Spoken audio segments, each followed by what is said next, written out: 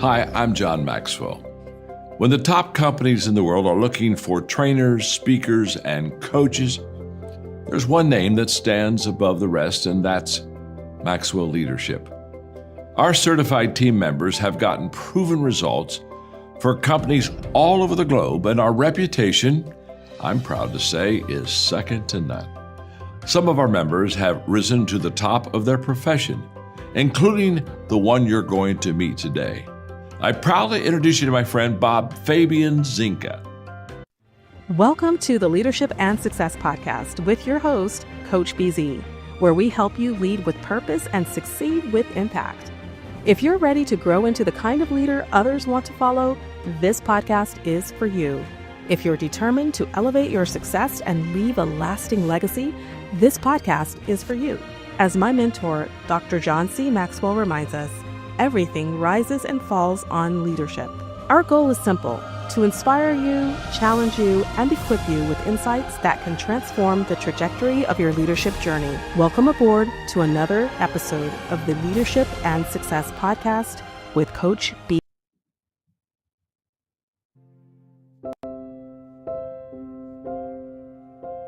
I've experienced what it's like to live in extreme survival mode, both in my personal life and on the battlefield as a captain in the Marines during the Iraq War. It's not only that I've seen terrible things, but I have done terrible things in war just so that my troops and I could survive.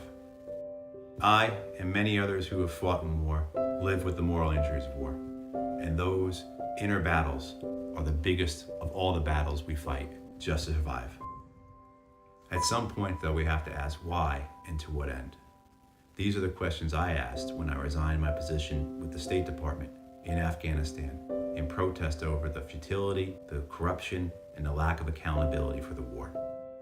After leaving the State Department, I settled here in beautiful North Carolina, where we were all living in survival mode as a consequence of the policies of the political establishment that have concentrated wealth in the hands of the few at the expense of the many, where the big corporations make record profits while the people can't afford to live where they work. We are witnessing our loved ones in our communities suffer. It's all connected. The choices that our government makes through the political system that we have now continue to prioritize corporations, banks, institutions like weapons companies over the needs of the people. And that's reflected in our domestic policies as well. If we come together, we can ensure the people of North Carolina are represented and that the people power is not spoiled by the two-party system. Why would we expect those who are benefiting from the current political system, whether it be the politicians in power or the corporations and banks that they represent, to change anything when those corporations and banks are making record profits? Meanwhile, working families are struggling more and more every day, every week, every month. That needs to change. I'm Matthew Hoh, and I'm running for U.S. Senate because I want all of us not just to survive, but to thrive together.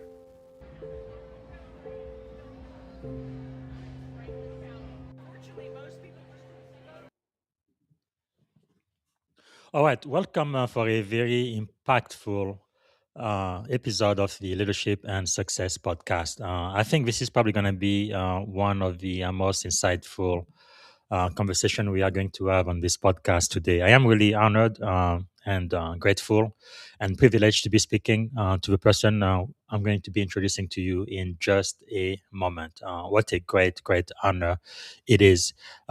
But as is our custom here, let's start with our moment of gratitude. This is where we take just a minute every time we meet to be grateful. Part of the reason being because about 22 service member and veteran commit suicide in our military every single day. And I think it's not possible to be grateful and suicidal at the same time. So if you would maybe close your eyes, put yourself in your happy place, take a deep breath and think about one thing you are grateful for in this very moment right now. And I think I am really grateful for our core values in this country, what we represent to the world. And people like Captain Matthew, Hoh, I'm going to be speaking to, the moral courage they really represent. That's really the spirit of America, and I'm so grateful for it. All right, so if you would type into the comment, let us know where are you joining us from. It looks like Daniel Young is joining us from Maitland, Florida, and we have another member joining us from Southern Cal. And he's saying, thank you, Matt, for your service. Honored to serve alongside you in diplomatic corps and U.S. military. Wow. I'd like to know who that person is. Let me see if I can find out. Looks like that's Bill Kurz. Thank you. Thank you so much, Bill. And also, let us know what you are grateful for today. And of course, if you do have a question for the captain, please type it in the comment and we will be answering your question live. Okay. Let me see if I can properly introduce our guest today. This might be kind of a challenge. Now, myself as a former commanding officer in the U.S. Navy, I really view anybody who served in the service, even just for one day, any of the branches, as a hero. That's really the way I look at it. Less than 1% of us in this country raise our hand and volunteer to wear the uniform. But there are heroes, but then there are heroes, if you know what I mean. And today, I am really speaking to somebody I consider a true American hero. I'm talking about Captain Matt Hoh. He's a U.S. Marine Corps combat veteran, former State Department officer, and nationally recognized voice on war, foreign policies, and moral leadership. I first heard about him. I think I watched him. It was on MSNBC or MS now. He's a thought leader and he knows exactly what he's talking about because he's been in combat, right? He led Marines in Iraq as a company commander. The few, the proud, the Marines. He served in Afghanistan with the State Department, made a defining decision in 2009 to resign in protest of the war's escalation. Wow, what courage. He was awarded the Ridenhour Prize for truth telling. He continues to shape national dialogue on leadership, ethics, and the future of conflict. Matt represents a rare kind of leader, one who has seen war up close and still had the courage to question it. Part of what we're going to be talking about today, and I believe you are going to learn, is the difference between physical courage and moral courage. So, ladies and gentlemen, without any further ado, please help me welcome to the Leadership and Success Podcast, the one and only Captain Michael Hoh. Hey, thanks, All Bob. right. Thanks for having me join you. And Absolutely. yeah, it's really fantastic that Bill Kurz is on the line here. Bill, Yes. I appreciate you being here. Bill and I were in the State Department 20 years together back in Wow. 2005, 2006. We were on the Iraq desk together. So it's really, really great to hear his name. So that is really amazing. And one thing for sure, I mean, the military is kind of like a second family, really. I guess we call ourselves, right, brothers and sisters in arms. And I think that's one thing, we'll probably be retiring sometime this year. That's one thing I'm going to miss a lot, just the camaraderie, the uh, no, the fraternity within the military. You really meet people you didn't know at first, and they may come from a completely different background or whatever. But you really become tight. I mean, they are willing to take a bullet for you. I can say the same, right? In the industry, Silicon Valley or Microsoft or Google, nobody's ever gonna do that. So it's really powerful. Now, even you, this is really the first time we are meeting now, but I feel like I've known you forever. It's just amazing to be a member of this special fraternity. So, to get started, Matt, let me ask you, what is one thing you are grateful for today?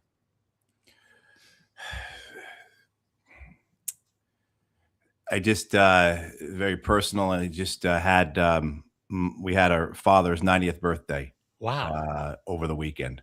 Nice. And as we talk, as we get into these topics, these questions, these thoughts on leadership, I'm probably going to reference my father a lot. Wow. And so the gratitude I have for my family, but specifically in this moment, to be Andy Hoh's son, I think that's, if I close my eyes and what am I feeling, that's where I'm at. That is powerful. Do you come from a military family? No. We have people who were in the military. I had a couple uncles that were great uncles that were, went ashore in Normandy. I had a cousin who was in the Marine Corps, got kicked out for selling drugs. Mm. I mean, so various uncle in Europe during the 50s. My dad was in the National Guard in New York during the Ah, 50s, right? I mean, so, but no, not a military family, as most people understand that term of generations being yeah. in uniform. Well, that's more than I could say about my family. I'm the one and only one, and I know none of my daughters are going to join the military for sure. So I might be the one and only one in my entire line. But that is all right. Thank you for all who have served. Is there something about you, Matt, that most people may not know when they first meet you? I think, to get into probably the topics you want to talk about, Bob, is that I've got the signature wounds of the wars in Iraq and Afghanistan. I've got the invisible wounds, the traumatic brain injury, the moral injury, and the post traumatic stress disorder, uh, Yes. and the extent to which those have limited me. I think, for many veterans, as well as people, in other fields and occupations and industries who deal with these types of wounds, Yes. of these disabilities, it's not apparent. So people see you, and they think you're okay. Nothing's Mm. wrong with this guy. I know I can give Yes. him, in my case, the work I do, media work. I'll do a podcast or I'll do a radio or Mhm. television appearance or what have you, and everyone thinks you look fine. And you don't see that I needed to take a barbiturate that day, right, in order to get out of bed because of the, incapacitating migraines I have from my TBI. I mean, Mhm. so just I think that is something that in the spirit of what you're trying to do, Yes. the struggles that people go through and the unwillingness, and you reference this, the unwillingness to, particularly as veterans, to put yourself first, to Mhm. or do anything that would expose your weakness. Yes. And of course, the reality of that is when you don't do that, when you don't take care of yourself, and you're not honest about who you are and what you're going through, Mhm. eventually, the diminishment, right? You're further weakened by that because you're not getting support, you're not taking care of Yes. right, of yourself, and others aren't able to help you, and so you actually end up being a much weaker place Mm. if you're not willing to address your issues, your trauma, your injury, your Yes. disabilities, than if you were.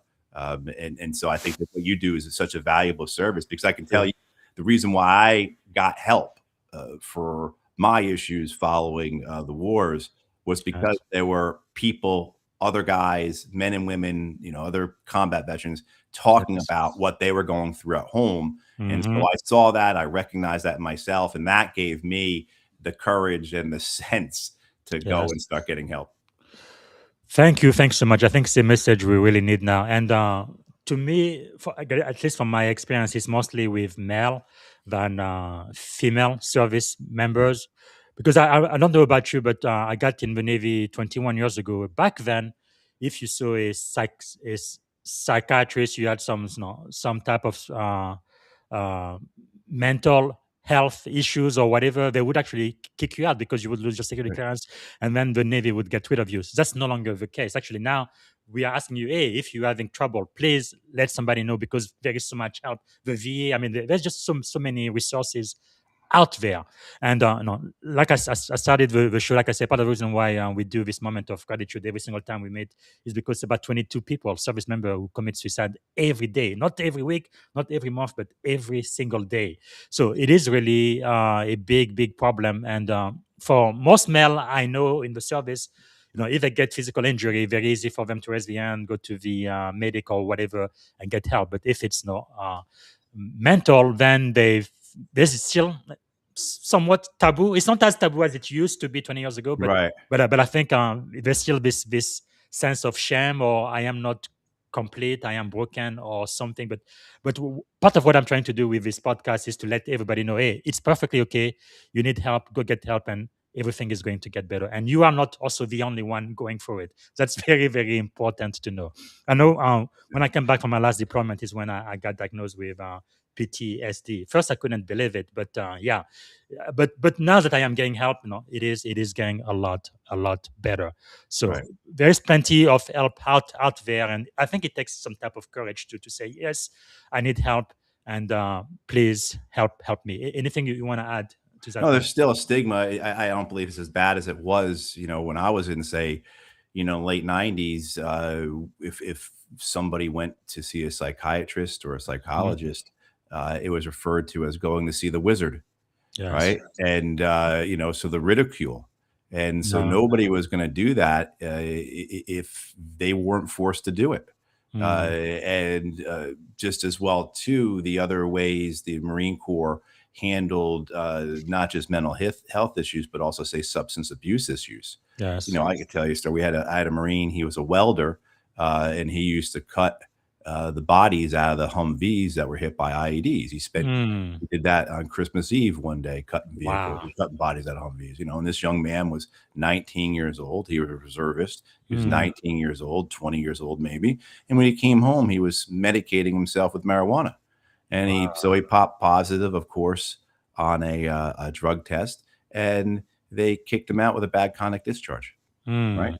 Nobody stopped to ask, was he smoking marijuana because he's 20 or 21? Yeah, probably. Yeah. But was he also doing it because did he know that he would get kicked out of the Marine Corps for it? But he realized that this is the only way I can help myself is through Mhm. smoking pot, right? I mean, Yes. so there was also too that intolerance for understanding what our Marines or sailors or soldiers or airmen were Yeah. going through, the trauma, and it just was something that it was nonsensical. It was Mhm. totally ahistoric. I mean, because this type of trauma has always existed.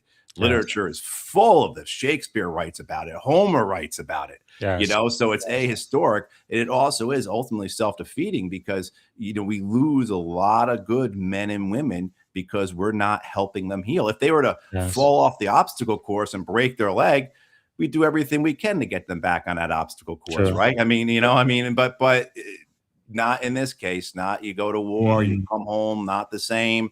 And people didn't want to hear about it. And then only when it Yes. became a real problem, the services were embarrassed about it.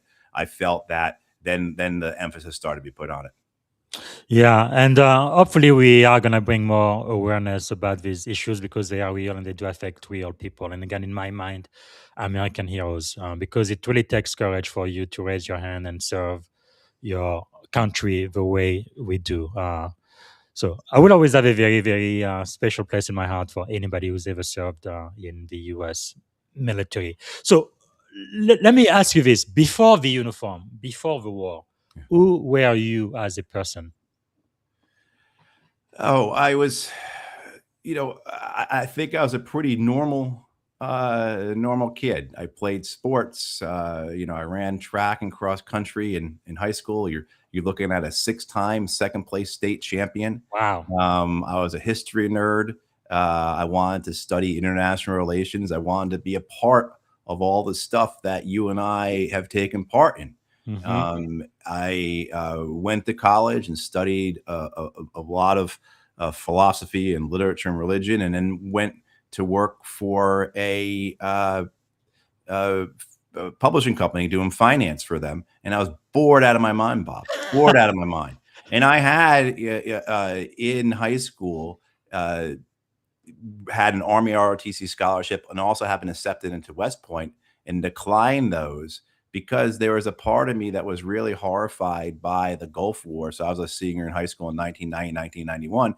And I was really taken by this idea of we're supposed to be in a new world order. Hmm. This is not supposed to be the way that we're creating the fruits of the end of the Cold War. I was a huge nerd, so I really did think these Yes. types of things, right? And but also too, I was horrified by the idea of blood for oil, and so I decided, military is probably not for me. And then after being out of college for a couple of years, I was bored. Like I said, I was working for a publishing company in Boston. I was doing finance for them. Mm. There was a route for me, right? I mean, do this for another couple of years, go and get an MBA. Like there's a clear path, but I Yeah. was bored out of my mind. I was bored out of my mind. And I wanted to be a firefighter. But at that point in the 90s, It's tough to get a job as a firefighter, residency requirements, and I was impatient. So one thing I know you want to talk about, advice to younger people: have patience, right? Yes. It's the world's not going to end tomorrow, kind of thing. But I was impatient. So anyway, I saw an advertisement in the New York Times for Marine Corps Officer Candidate School. And yeah, I went, and it took about 9 or 10 months to get into OCS. And so Wow. I went in January of 1998 to OCS. That's really amazing. So, what early experiences kind of shaped your sense of duty and service? Well, I brought my dad before, and certainly that's a lot of it. My dad was a firefighter, and growing up as a kid in New Jersey, we lived a couple blocks away from the fire station. So Mm, the plectron, the scanner, yes. the radio in the house would go off, and he would run down the street to the fire department. I mean, so like that type of, everyone's dad's their hero, but here's my dad like being a hero. And that was back in the 70s, and they fought a lot of working fires still in New Jersey back then. And Yes. I mean, so like it was that, Hmm. yeah, that, I mean, not just to be a hero, I think, but also too was the idea of service. It was the Yes. idea of duty. It was the idea of running to a fire to help somebody. And I Mm, think I had that very much early in my life. And I wanted to be part of something bigger myself. Again, I was a yes. huge nerd. I mean, like when I was a kid, Bob, the greatest thing that could happen was to get a hold of a copy of, say, like the New York Times or the Washington Post. That would have been so exotic for a kid in New Jersey, right? Wow. I mean, that kind of thing. So I was 15 years old. I was subscribing to The Economist. So I always wanted to be part of something bigger than myself, right? That's Be a part amazing. of the world and be a part of history and be, a small little cog in the Mm, big hand movement of time or whatever. Yeah. So I, nice. I think that's how those two parts, wanting to challenge myself, be a part of something bigger than me, but also Yes. too, there is that, I've got to be honest about this. There was this, okay, I need to be a hero. Mm, And that's really crass the way I'm saying that. I think people mhm. understand what I'm saying, but I want to Yes. be of service. I want to be part of something. I want to be part of a Yes. mission. I want to do something for others, kind of thing. Yeah. That is really powerful because for most people there is a fire, they run away from the fire. But people like you and me, we actually want to run into the fire, try to save someone, either physically or like what I'm doing now in cyber security. But where do you think that that drives comes from? Where you are willing to put your own life on the line for the benefit of somebody else? Not too many people are willing to do that. I think a lot of it comes from how we're raised. Certainly, Yes. we're infused with all types of culture, all types of entertainment, Hmm. history, stories, myths that Yes. teach us these things, right? But also, too, I think it's how we're raised, and Mm, even outside of the family, I have to also speak about my coaches in high school. I had great teachers in high school. I had two in particular, Mr. Schmidt and Mr. Parent, history and English, who taught me how to think critically. I owe them everything. And the yes. same, my coaches, Coach Roberts and Coach O'Rourke, Coach Heidecker. These are men who taught me not just teamwork, but Mm, leadership. And I think that idea that you can't separate teamwork and leadership, that yes. right? I mean, that they are one and the same thing Mm, in many ways. And so I think that's how I arrived at the place I was as an adult, yes. because I was fortunate to go to a high school where you had a Mr. Schmidt and a Mr. Parent, a Mm. Coach Heidecker, a Coach Roberts, a Coach O'Rourke.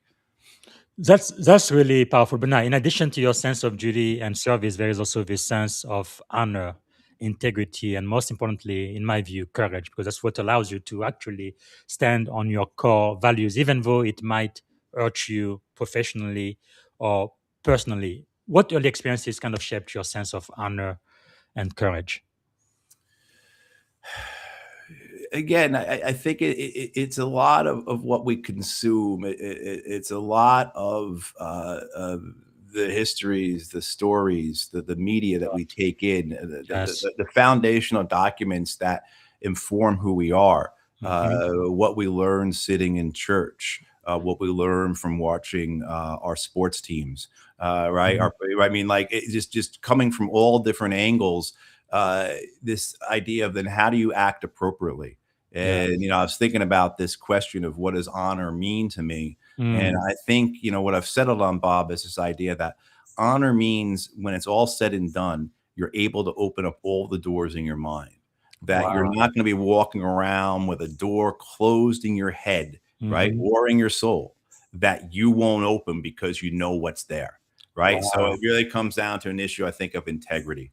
And so I think, watching uh, who we have as our mentors, right? Who we have as our teachers, our coaches, but then Yes. also too, I recall I grew up a New York Mets fan, and Hmm. so the idea that uh, the players had faults and were fallible.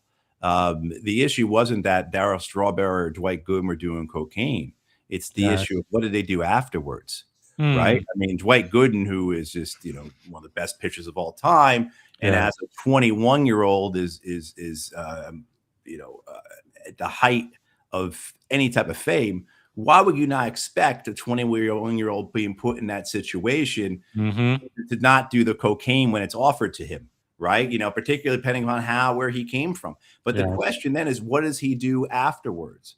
How does he, right? And so I think that for me was a big thing as well, seeing how Mm. people handle themselves after their faults have been demonstrated. And oftentimes, if Yes. we're hearing about it, their faults have been broadcast to the world. Wow. That is really, really powerful. So it's not really what happened to you, but how you respond to it. And Right. man, because there is one thing, for example, in the Navy, right, we have three core value. Every sailor knows that, no, honor, courage, and commitment. It's really drilled into us from boot camp and on. That's what we really live by every single day. Not that we are perfect, because we are human, we still make mistakes, but really, again, the humility to learn from your mistake, right, Right. and then do better. That's really quite powerful.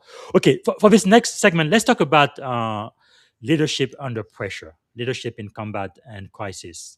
You were fortunate to be a Marine Corps company commander in Iraq.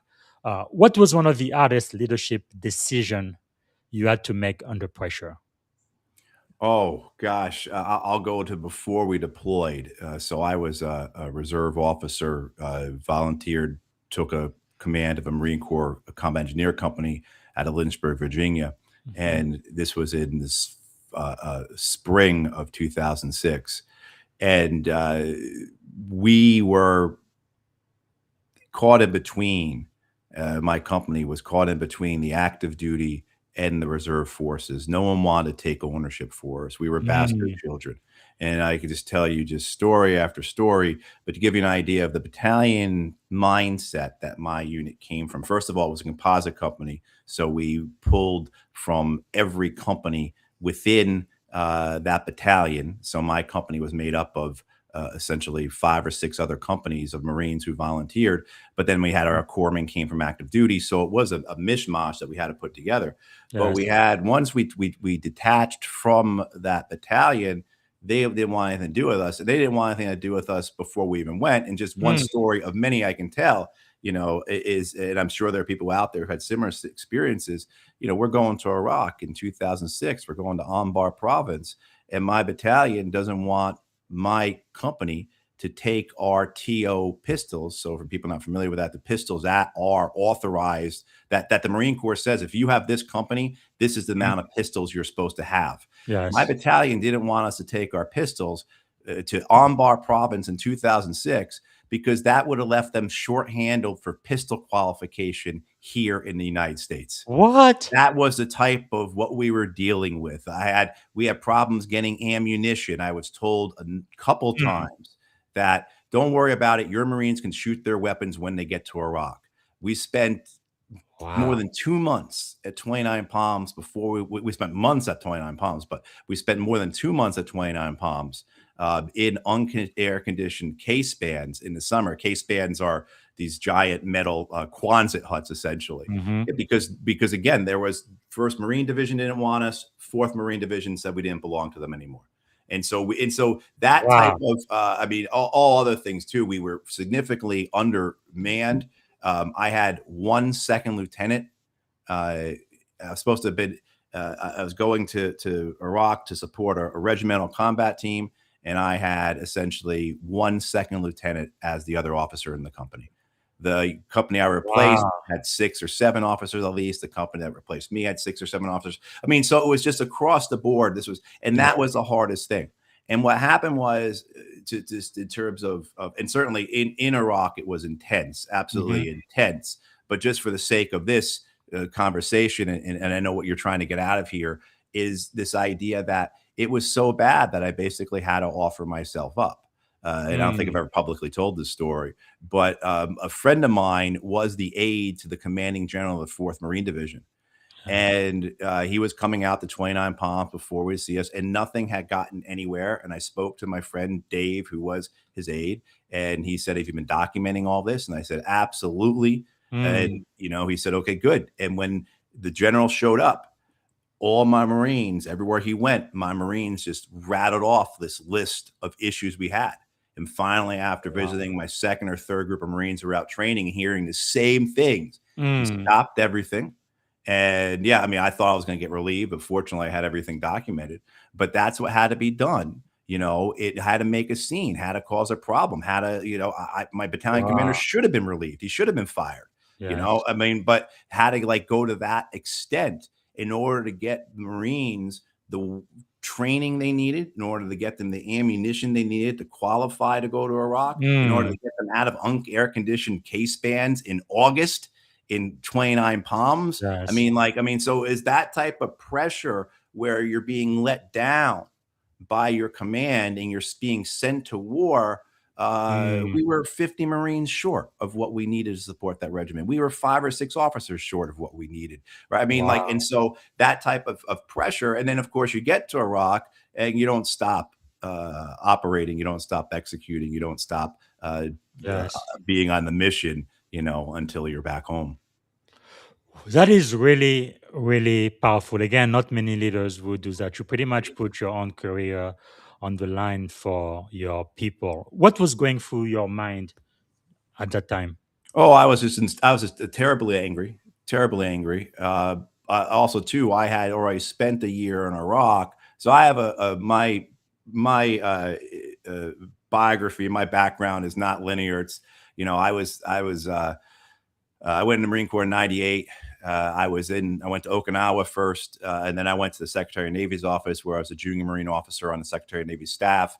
And in the summer of 2003, I was told I would spend at least another 2 years, maybe 3 more years in the Pentagon, because the war had screwed up, manpower assignments, and stop move was occurring and everything else. Everyone was being extended in their current place.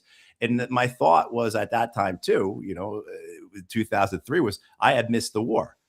So I never really saw myself having a career in the Marine Corps. 5 some odd years in the Marine Corps. Okay, good enough time to get out.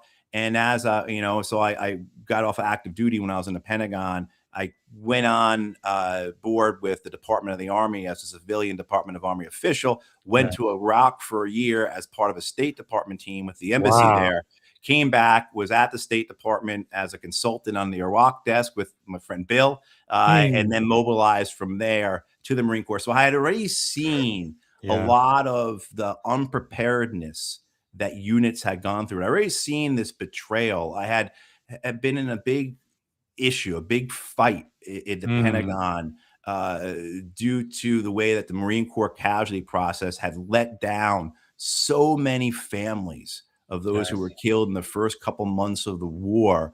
I was involved in the midst of all that, trying to get something, my boss and I trying to get something fixed, and just running into that institutional obstruction, right? That running into that bureaucracy, as well as running into the officers who said, I don't want to touch this because then my fingerprints are on it. And I don't want to be associated with something like this, and just essentially passing it on. Hopefully we'll just die. I mean, I'd already seen that with the families of Marines who have been killed in Iraq in March and April and May of '03. So as well as all the other things that if you're ever in the military, you understand a lot of times the slogans that are on the posters, the stuff that's on the bumper sticker, that's not how a lot of our brothers and sisters in uniform behave. So I'd already seen that. But there was an anger because in the short time I had with these Marines, I was their company commander. I was Mm. responsible for them. I had met their wives. I had met their brothers and sisters. I had met their moms and dads. These were reservists. So you have a lot of young, and all men, young men who were college students, right? Yes. Still living at home.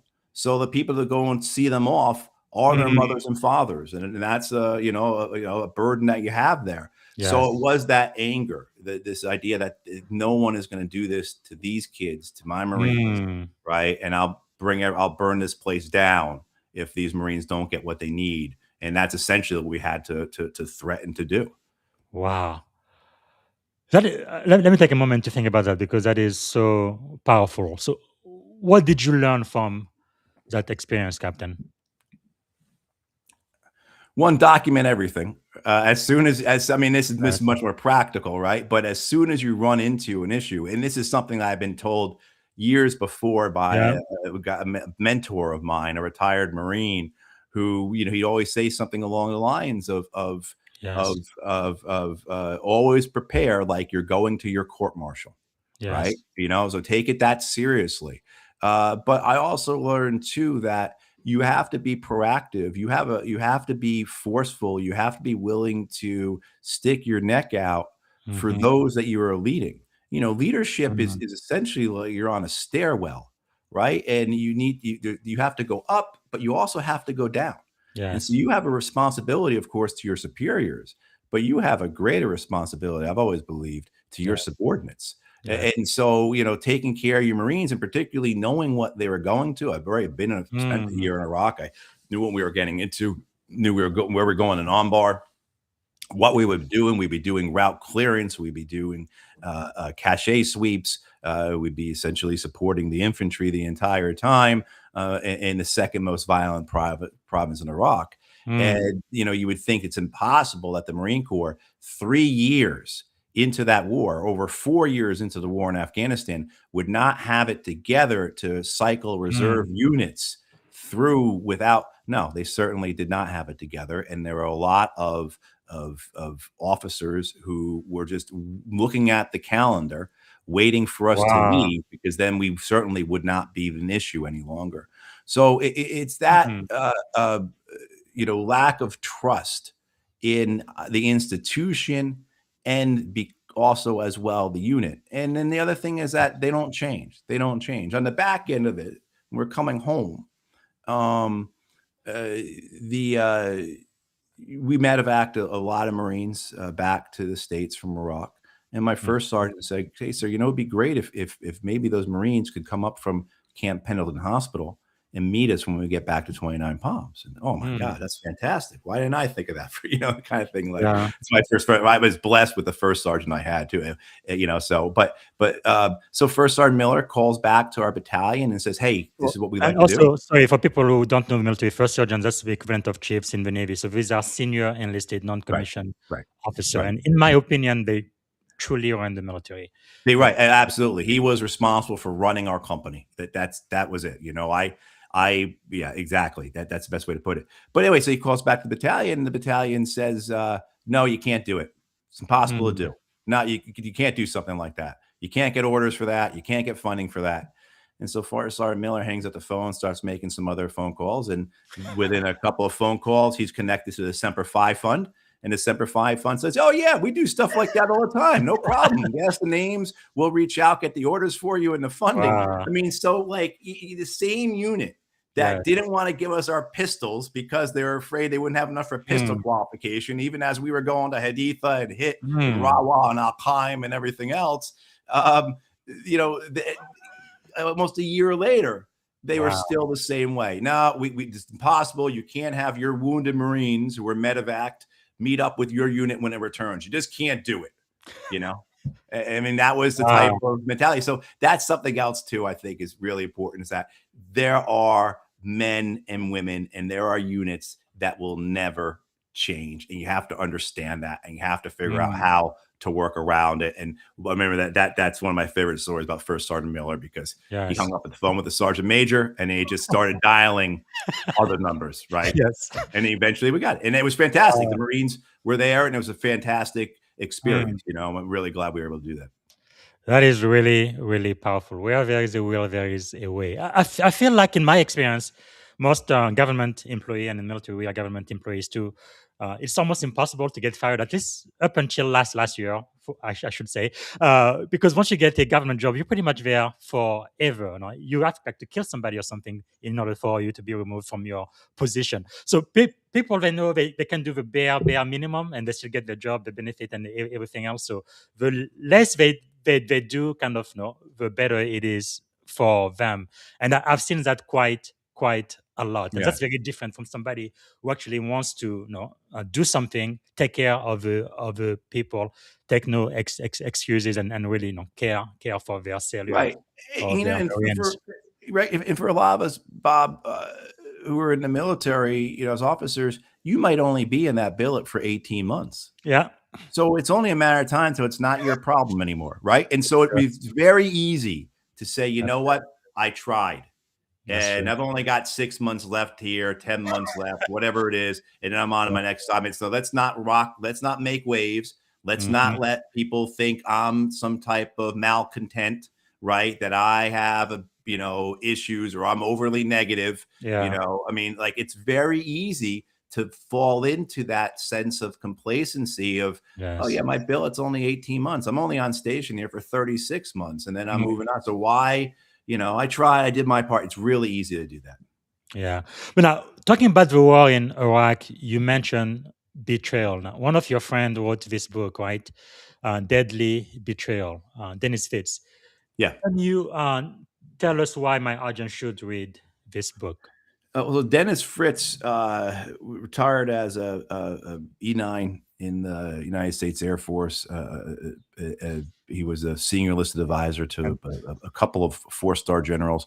and But for those of you not in the military, E9, that's the highest rank for enlisted. Less than 1% of people who join the military end right, up as E9.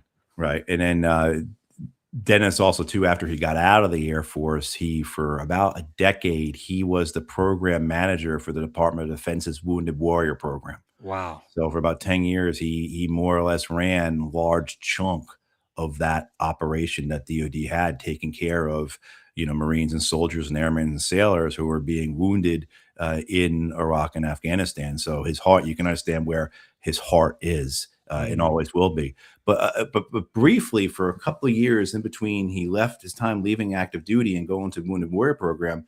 Because he had been in the Pentagon, he got hired on as a contractor when he got off active duty to help declassify the documents surrounding the decision making Hmm. for the Iraq War. So the documents coming out of Rumsfeld office, coming out of Wolfowitz's office, coming out of Doug Yeah. Feiffer's office, so the three top people in the Department of Defense.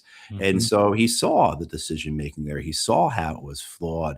He saw how this was a war that had no basis for it other than an ideological basis, a Yes. desire to take the Middle East, to remake the Middle East in a way that there is not opposition to American dominance, that there would be no threat to Israel. And so it's a really important book for people to read because Dennis lays out, look, this is what we have on paper from the Yes. leadership at the Department of Defense as to why the Iraq War happened. Because what Dennis would say is that when he be, particularly working out of Bethesda and Walter Reed, being with these wounded young men and women, wounded, their families, and the question would come up about why, what was this for? What's it about? Yes. Right. And if it didn't come up directly, it was implied that this was all for a good reason.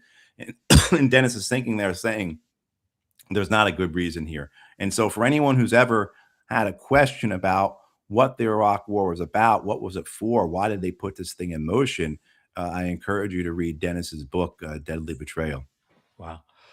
Very powerful. So, what did you learn about leadership when lives, not metrics, were on the line in Iraq? Excuse me, I literally just swallowed a little Please bug. take your time. The perils of live television, everyone, right? Yes. Excuse me.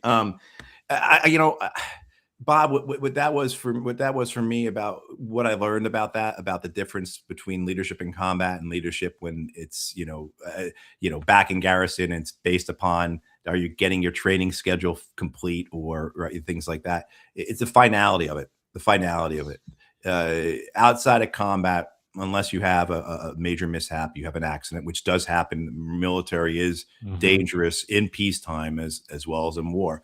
But the reality of that, that's it. That was the one chance you had. Yes. And if someone is killed, somebody loses their legs, that's it. There's no do it over again. There's no trying it again a different way tomorrow, right? You chose to go this route, and now that Humvee got hit, and that Marine lost his legs, and another one is going to have a metal rod in his leg for the rest of his life, and like on and on and on. Like those types of decisions, they're final.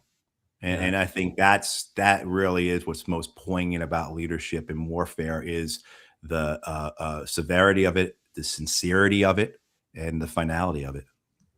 No, even in terms of peace, there is a weight to command. I can't imagine during times of war in a combat zone. How did you deal with that heavy weight? With the weight, Yes. I learned that I had to rest. I had to take care of myself.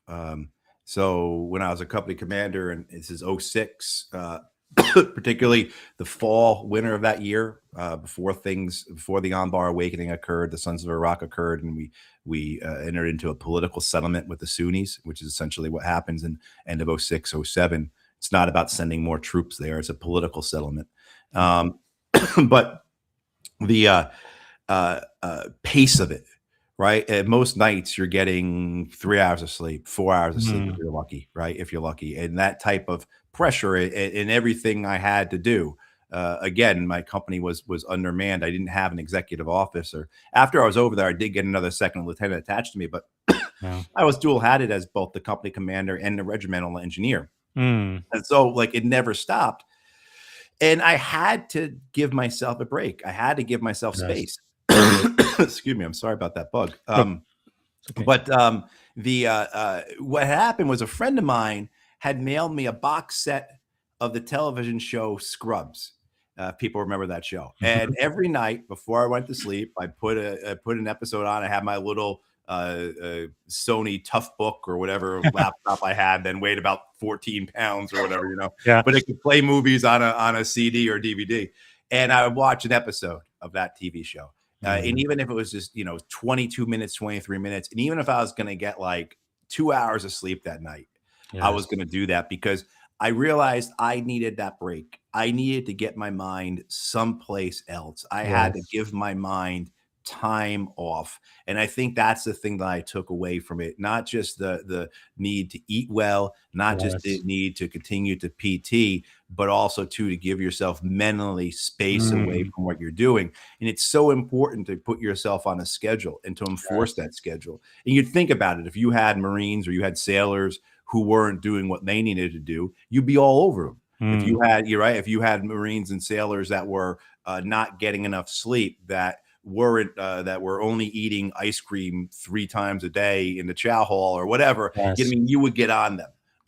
And so you have to have that same discipline towards yourself, not just the eating, not just the PT, not just the sleep, but also too giving yourself mental space, because otherwise you're going to burn out, you're going to crash really hard, and you're not going to be helpful to anybody then.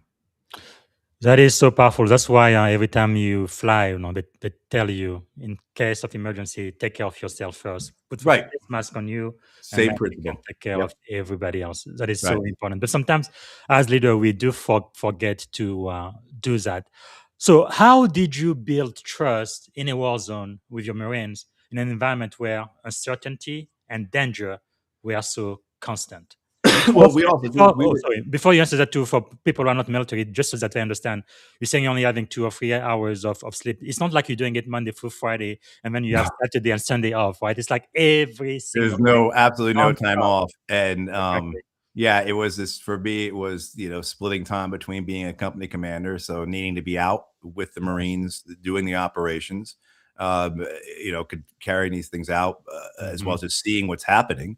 But then also too, as the regimental engineer, and we had a major operation in RAO in November, December. It was a preparation, a shaping operation for the surge that was to come in 2007. But it essentially ended up commanding a 300 engineer task force. I had Marines, I had soldiers assigned to me, I had a Navy CB heavy equipment platoon attached to me, I had airmen attached to me. I mean, like, Wow. and so I had this 300 person engineer task force Yes. with probably about 100 pieces of rolling stock, all told. Wow. It was massive, and it should have been commanded by a colonel, by an 06, right? So Yes. one level Yes. below general. That's Mhm. and my regimental commander, who I've recently reconnected with because he's trying to help one of my Marines who went out every day looking for IEDs by driving over them essentially as part of a route clearance team, get a Purple Heart. Because he certainly deserves one in the traumatic brain injury issues he's going through right now. So been reconnected with him recently, trying to get that accomplished. But my regimental commander had that confidence in me. The higher headquarters, so what we call the Marine Expeditionary Force, they said we need to send a colonel. You can't have a captain doing this job. And Colonel Krause said, no, Captain Hoh is my guy, and no one's coming here to replace him. And so it was that pressure there, because I had that support, was pretty intense, Yes. right? But also too, because I had that support, I was able to perform like that. So That's powerful. yeah, I mean, but in the sense of like, building that you've got to listen to people. You've got to do all the core aspects of leadership. You got to listen to people. Yes. You've got to show up. You've got to be present. You've got to support them if they need something. You've got to get them right. Get them it. But I think the biggest thing for me that year was communication. So our area of operation in Western Anbar Province, it was 30,000 square miles. So our regiment covered an area the size of South Carolina. Wow. So I had Marines across all of that. And so staying in touch with them, which was very difficult, I used probably about 6 or 7 different ways to talk to people: VHF radio, UHF radio, satellite telephone, regular cell phones, email, classified email, right, as well as a voice over internet. I mean, every place my Marines were, it seemed like one so basically everything but smoke signal, right? Yeah, exactly. Essentially that. And we were understaffed. So I had as my platoon commanders, supporting this regiment, and so we had essentially not platoons out, but elements out or detachments out, led by staff sergeants, so E5, so mid-grade enlisted, but these were supposed to be led by more senior Marines, and I didn't have that. I had I had junior staff sergeants, Marines who just became. So it was supporting them and showing them that they had my trust, right? And I think that is the biggest thing, is demonstrating that you trust them. Yes. Right. And I had nothing, and part of it was there's nothing else I can do. There was no one else. Staff Sergeant Elsie, you are the company gunny, because you're the company gunnery sergeant, because there's no one else. And so you have to do it, whether you know what to do or not. You have to do it. Sergeant Booz, you are our maintenance chief. And I know this is supposed to be done by a master sergeant, and you're supposed to have a maintenance officer here with us because we've got so much here. But you've got to figure it out, Sergeant Booz. And, and then whatever they need, however you can support them, you do. But it's that communicating and in that building that trust that you are going to be there for them. I think that's what you have to constantly do. You cannot let them down. And again, it's a stairwell thing. And you know what? You've got to figure out a way to be as responsive to your subordinates as you are to your bosses. And, your bosses are the ones that write your fitness reports. Your bosses are the ones who are going to, they're the ones who are going to matter when it comes time for promotions and your next assignment and so on and so forth. Your junior Marines, your enlisted Marines, your NCOs, your staff NCOs, they have no bearing on your future.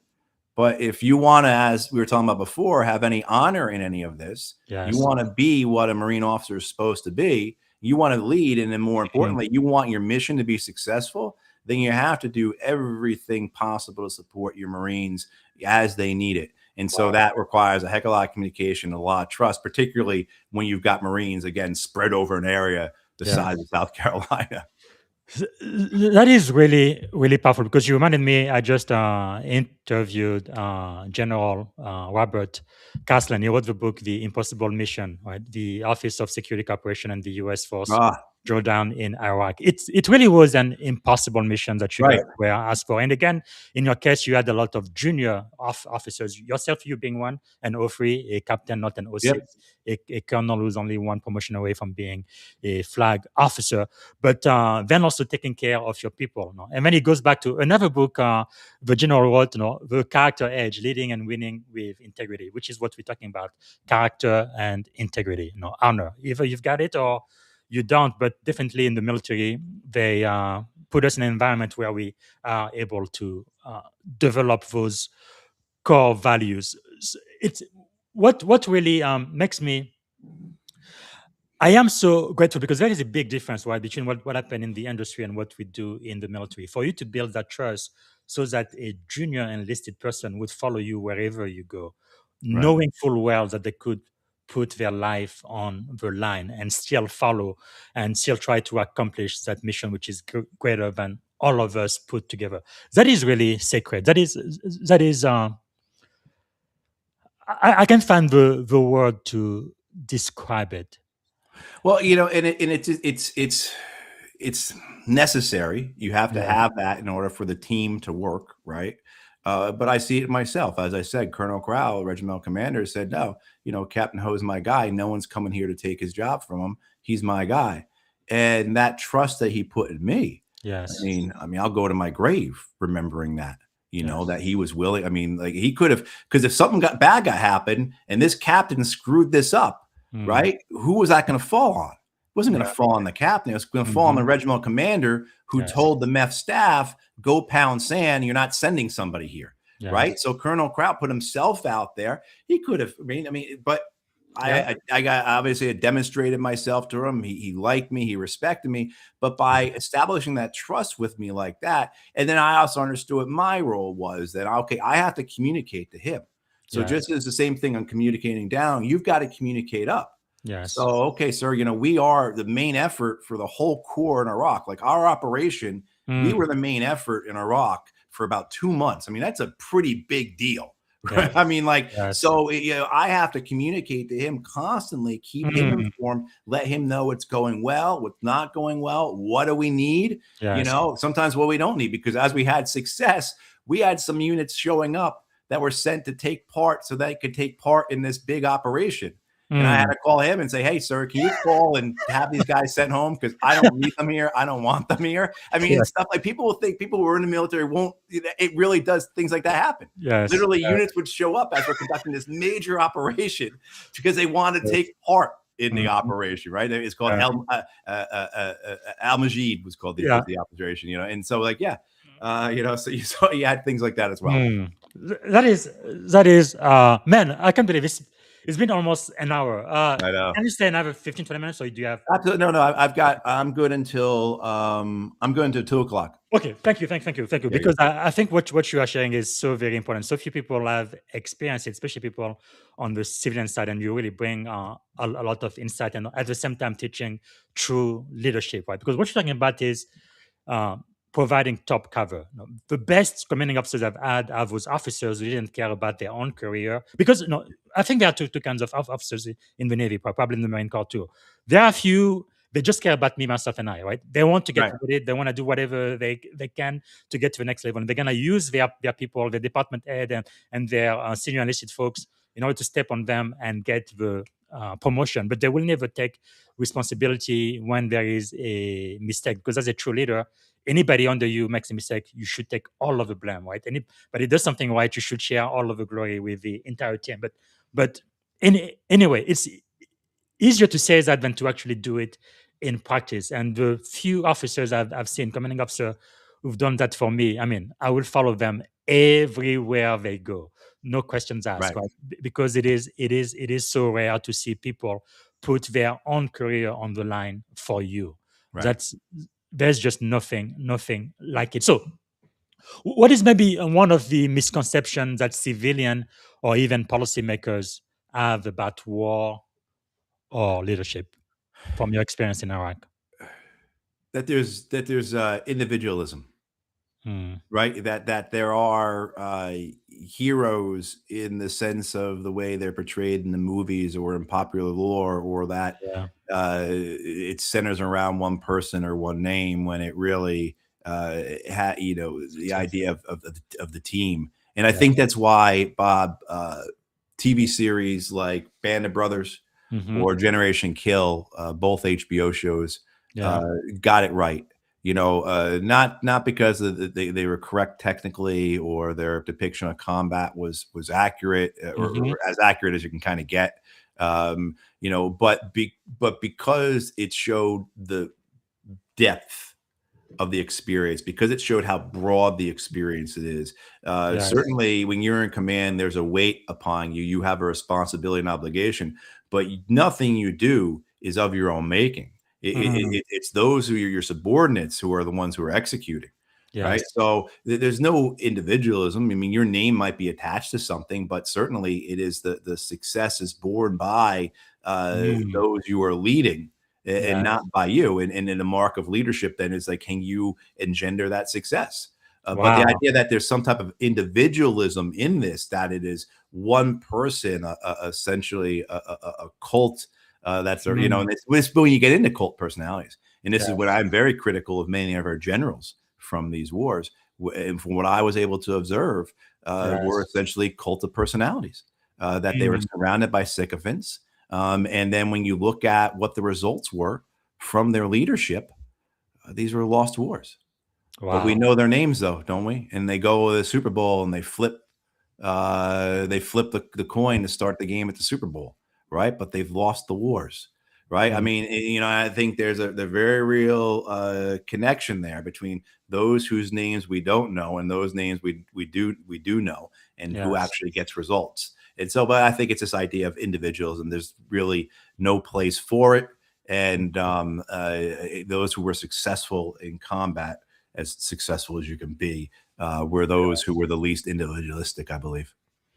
Wow. That is quite insightful. Did your perspective change between Iraq and Afghanistan?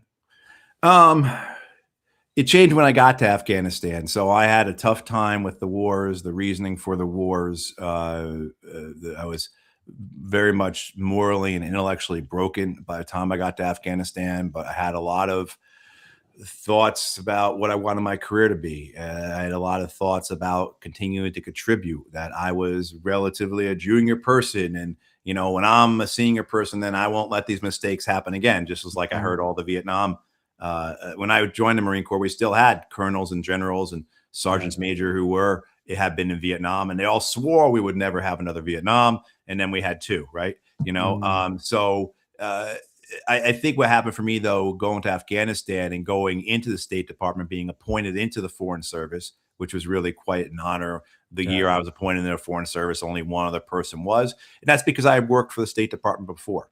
I had been part of the embassy team in Iraq, and then had been on the Iraq desk at State, so people Yes. knew me. And so, but when I got to Afghanistan, my thoughts, Bob, were this hope that the war in Afghanistan was going to be fundamentally different than the war in Iraq, and Mm. it just simply wasn't. It wasn't. We can go into the details, we can go into the histories, we can go into the Yes. geography, we can go. I mean, we can lose sight of the forest because of the trees, but the Hmm. reality was is that war was fundamentally no different when it comes to levels of warfare. And this is a big Yes. thing that I talk about a lot, because it seems that something so simple as the levels of warfare are just ignored or thrown out or dismissed because it's inconvenient. Americans were Mm. very good at tactical and operational levels of warfare. Strategic, we are poor at, and political, we are terrible at. And that's Yeah. the explanation, briefly, as to why the United States can't win wars. And so I saw the same thing occurring there in Afghanistan. Okay, we are going to dig deep into this. I think we're going to end the show with this. This is probably going to be one of the most impactful, I think, or insightful part of the show. Because in the show, I want to make sure we are honest and we talk about difficult things, right? Because we are leaders. That's what we are supposed to do, and not just pretend that everything is fine when it really isn't. So before I do, let me check the chat and see what people are saying. Let me see. Daniel says, let me see. Roman, Daniel Young is very articulate on all of the shows he is on and knows current event as well as anyone.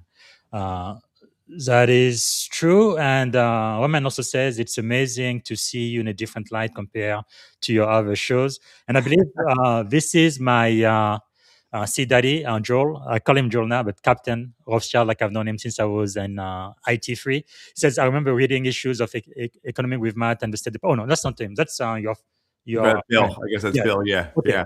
So Yeah. this is my study. It says, Matt, your background and story really resonate with me.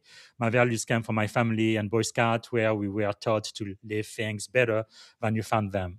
That led me into search and rescue, EMS, and ultimately the Navy. So he became a Navy captain, my sea daddy captain, Joel Rothschild. Now, this is another thing. In the Navy, we say captain. That's 06, the equivalent of colonel. I was on board. You know, it was great, Bob. When I was Yeah. in the Secretary of Navy's office, Yeah. I was Captain Matthew Hoh, and Yeah. I would call places Uh-huh. on behalf of the Secretary saying, Yeah. "This is Captain Hoh," and if we call all those calling Marine units, Captain Hoh from the Secretary of Navy's office, and I get some colonel, you know, some lieutenant colonel, some major, and he'd be like, "Oh, yes, sir. What can I do for you?" Exactly. And I always let it go. I'd always like I very You're a rarely would I smart correct man. him. Like, "Oh no, Marine Corps captain." I just make pretend I didn't hear him, you know, because I knew I was take advantage of it. Yeah, so there was that. Yeah, big That's difference so between a powerful. captain in the Marine Corps and a captain in the Navy. Very, very big difference. Yeah, I have a similar story. I was on board the USSX in 2007. I was just an ensign about to become a lieutenant JG or two. And somebody told me, hey, Captain so-and-so wants to talk to you. I was so scared. I was out of my mind. I'm like, what in the world? I'm going to come to find out it was a Marine captain. Just Right, like, exactly. are you crazy? But yeah, that is a good one. All right. Okay, another comment we just said, we all see the weaknesses and fault of our government at all level. My question, especially considering that you left the Marine Corps and the State Department, do you think it is easier or more effective to effect change from within an organization? Hold on, let me continue this on LinkedIn. I believe that's Captain Rothschild is asking you the question. Let me go there. Okay. Hold on a second. Come on. Sometimes when I am on LinkedIn, it shows it as the most relevant, not the most recent. Let me change that. Just a second. Okay. All right. So, do you think it is easier or more effective to effect change from within an organization or from the outside? That's the question. I think it depends upon where you are in comparison to where the level of decision making is being made. Okay. So if you're talking about on your ship, you're talking about in your battalion or in your brigade or regiment, you know, in your office, right? Whatever you're in, it depends upon the distance between you and decision making. In terms of me, from my resignation over the Afghan war, obviously I was, you know, not going to be able to influence that by staying in. I was actually offered the opportunity. If people who aren't familiar with my story, I resigned in protest over the escalation of the Afghan war in 2009. And one of the reasons why I'm still sitting here talking to people 17 years later. But, you know, I was offered that opportunity to join Ambassador Holbrook's staff. And as Holbrook said, you write stuff for the president, you know, every week. And I had already done that at the State Department on their Iraq desk. I authored I coordinated the publication of what's called the Weekly Status Report. And, you know, that went to the president, that went to the vice president, that went to the Secretary of State, you know, in understanding how these institutions operate. And the inability for things to get through unfiltered, or even just to have any chance against the inertia that is present, as well to understanding how decisions are made at that senior level, the politics involved. Yes. Right. I mean, if you go, I recommend people who want to have a good handle on President Obama's decision to escalate the war in Afghanistan in 2009, I urge you to read Bob Woodward's book, Obama's Wars. And you see that he is just under pressure from all sides to escalate the war. He has no support, and he doesn't want to do it. But he's given no choice, essentially. If people remember in the fall of 2009, he's given escalation options, and he throws them all back and says, give me something else. This is garbage. You know, but he had no support, you know what I mean? So understanding like the inertia, and I have to point out the politics as you read that book and you read stuff that if you know this stuff, that's classified. It shouldn't be, Woodward shouldn't be publishing that, you know, and but what's not present in that book is the politics. Where is the discussions about the Afghan war politically that Obama would have been having with his chief of staff, Rahm Emanuel? Where's the discussions about the Afghan war that David Axelrod would have been having with the president about, what are the consequences politically, boss, if you withdraw troops, you don't listen to General Petraeus and General McChrystal and Secretary Clinton and Secretary Gates. Yeah. None of us who would listen to any of those people now, if you have a head on your shoulder, you wouldn't, right? But back then, you're going to go against them. And then what happens if somebody blows up a bomb in Times Square after you start this? You're going to be, and you're not going to win re-election because you're going to be soft on terror. Right. And you're right. I mean, and so there's, I think, get back to this question.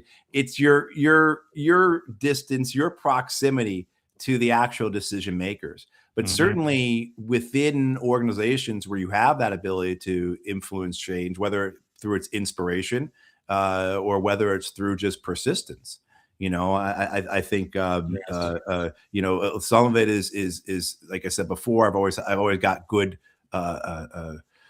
pearls of wisdom that I can fall back on from mentors, just like always prepare like it's your court martial. But I've got another mentor who taught me blossom where you're planted. No matter what you're doing, always do your best, because you never know down the line when that reputation as someone who was given, a terrible thing to do, did well with it the best that they could, when that's going to come back up in your favor, right? As well as it's your job. Do your job, type of thing. So I think there's a lot of examples of how to do those types of thing. And then the other thing I would say, to the other one that I've always kind of gone by is don't die on a small cross. Right. Wow. If you know that this is going to be a battle, if you know what you're up against, if you know that you are in for a fight, make it a worthwhile fight, make it a good fight. Right. But don't die on a small cross. Don't exhaust the ammunition you have. Don't exhaust the capital that you have with your boss, with your boss's boss, over something that you yourself can actually live with, or it's not really causing an issue to anybody. Right. So pick your battle. Wow.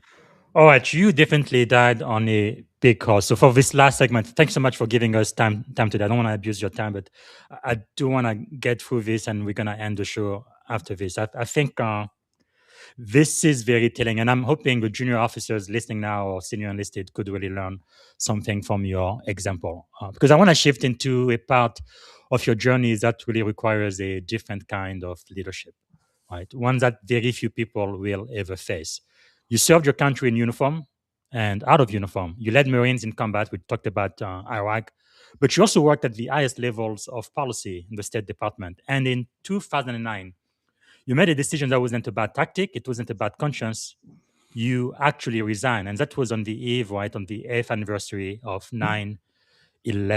Right. And you wrote this letter. It's actually a 4-page resignation letter. I'm sure you will forever remember that. All 4 pages. I believe the Secretary of State was Hillary Clinton, and Obama was the president. But for 4 pages, you really explain why you just couldn't stay in the State Department, and you made a decision that would really affect your own life, and I am assuming your well-being as well, your personal pocketbook. So the internal conflict, I guess, can you take us back, not just to the decision, but to the internal conflict? What were you wrestling with in those final weeks or months before you made the decision? I just can't live with this. I have to resign with honor. Well, like I said earlier, Bob, I realized that the Afghan war is fundamentally no different than the Iraq war. And so here I was again, taking part in something I didn't believe in, taking part in something I knew was ultimately futile, something that would possibly make things worse. So that intellectual dishonesty, the moral dishonesty. I had been to, plenty of funerals. I'd run across the mothers and fathers traveling through the United States, and you'd see them, particularly in 07, 08. You'd be in the airport and you'd see this couple, and they'd be holding that cardboard triangular box, which you knew exactly what that was. They were traveling with a flag they had been given because their son or daughter had just been buried during a military ceremony. And I mean, so those experiences and telling them that it was worth it, right? And not being, I can't lie anymore about this. I can't go home and tell somebody that their son died for something worthwhile. Or, I've spoken to my friends who were killed, their children, and the idea that these kids, Train McLeod's kids, are growing up without a dad. For what purpose? And this idea of taking part in something I know is wrong. So there's an intellectual dishonesty and a moral dishonesty. And then what happens is I read a column by Bob Herbert from the New York Times, and this is, I guess, in July of 2009. And it's at the time that Robert McNamara, who was Lyndon Johnson's Secretary of Defense during the Vietnam War, and McNamara, of course, who had a very large mea culpa before he died about the Vietnam War, admitted that they lied the entire time, et cetera. Herbert wrote about that and said that doesn't matter. It matters in what you do in the moment, right? And something like that. So if you're in this position, it matters when you know something is wrong, if you continue doing it. This is not talking about the decisions of 19-year-olds here. We're talking about the decision of grown men and women. And so that really impacted me. And I asked my dad about it. And my dad, the advice he gave me would stay with me through life. And that gave me the courage to remove myself from something I didn't believe in, something that I knew as professional was not going to work, something that all those around me knew was not going to work. I mean, that example after example of after I resign and I'm public about it, of running into people from different parts of the government. Well, I'll give you one thing. So what happens is after I resign, the Washington Post publishes a major story about my resignation. It's front page above the fold. It's a huge deal. A couple of days later, I'm on PBS NewsHour. I'm on the Today Show. I'm on with Fareed Zakaria. It's a big, big deal. But anyway, I asked Karen DeYoung, who wrote that article, why did you give me so much space? It's like 3,000 words. Like, why did you do this? And she said, well, because I spoke to all the people, everyone I spoke to at the State Department, at the White House, so the NSC, at CIA, at Department of Defense, when I asked them about what you were saying, none of them disagreed with you. Right. So, and I found that I could give you a dozen different examples of other stories like that. Yes. So, that confidence. The other thing though, because we are talking about leadership, I should talk about this too. One of the reasons why I was able to do it, Bob, was because I was a State Department political officer. I was on a provincial reconstruction team. And I was the co-leader of that team with the military commander. We also had a USAID counterpart. But my relationship with the military commander was great. And I really was the co-leader. It was a terrific role there. But everybody worked for the military commander. I had no one assigned to me. I had nobody that I was overseeing or supervising or responsible for. I didn't have any obligations personally. And so I was able to leave in that way. If I couldn't have done it if I had just even one person who I was responsible for. I couldn't have left them. I couldn't have quit on them, if you will. And so being in the role I was in, not having any responsibilities in that sense, I was able to quit. Yes. And that was my intention when I did it. My intention wasn't to become, this type of thing and get involved in think tanks and public policy and things like that. Yes. My intention really was to quit the wars because I was intellectually and morally, broken. Wow. And do you think your moral courage partly came from your father? I think you said his name was Andy. Is in his 90s now, still alive? Yeah. And also, can you share the advice he gave you that would stay with you for the rest of your life, if you are willing? Yeah, I mean, basically, it was excuse me, pretty simple. His, the thoughts echoing what Herbert said in that column, but the fact that McNamara was an evil man. Anyone who would lie like that for his own purposes, to make that calculation that, well, for my purposes is better for thousands of young Americans, tens of thousands, hundreds of thousands of Vietnamese and Cambodians to die in this war for my political purposes, my political expediency, the possibility of me taking on and getting a job at the World Bank or whatever when I retire, Wow. looking at offense, right? Like that type of thing. And that was the calculations that I often had, Bob, was like, well, Mm, if I stay in this role, then I can get this role later. And I have my thoughts. I was going to stay. My thought was actually to extend for a half a year or so in Afghanistan, and then go to Harvard's Kennedy School, and then mhm. get go leave the foreign service. I didn't have an interest in being a foreign service officer, but then get a 15 position, because that's what I was eligible for. Get a Yes. GS-15 position at a civil service, either at state or CIA or DOD, and eventually become an assistant secretary of defense or what have you. That was Mhm. my career path. That's what I want to do. And then I wanted to Yes. also get a PhD in history and teach at a community college when I retired. Like, that was my thoughts about how it was going to go. But to get there, I had to keep going along with something I knew Yes. was wrong. Also knew it wasn't going to work. You want to put more soldiers in here. What are these folks, these Pashtun areas are going to do? They're going to further support the Mm, Taliban, right? I mean, you have no interest in making a political settlement with them. This is just going to be a war until you leave. That's it. I mean, put my analysis very simply, but yeah. yeah. Well, that is really something, because you definitely had something you had to pay personally for the decision you made. And again, to be very clear, you did that because you loved your country. Um, I guess the question, the follow-on question I want to ask is, in the letter, I think it was in the first paragraph there, you talked about, if I can get back to it, people who are watching may not be able to see, but I am just going to read a portion of that. It really touched me a lot while I was preparing for this episode. Uh, what you said is, you had lost understanding of and confidence in the strategic purposes of a mission. So that's not a small statement. It carries weight for every service member on the ground. How did you carry that responsibility knowing others were still deployed and serving? It was very hard to do that. It was very hard to quit, if you will. And I felt I was letting people down, right? That's and to this day, and this is something we can get into if you want to talk about the uh, uh, psychological reality of groupthink, and how it's a societal, it's part of our societal evolution, why we have groupthink, why we have mob mentality, why Mhm. we act from peer pressure. To this day, 17 years later, I still expect to hear from somebody telling me off.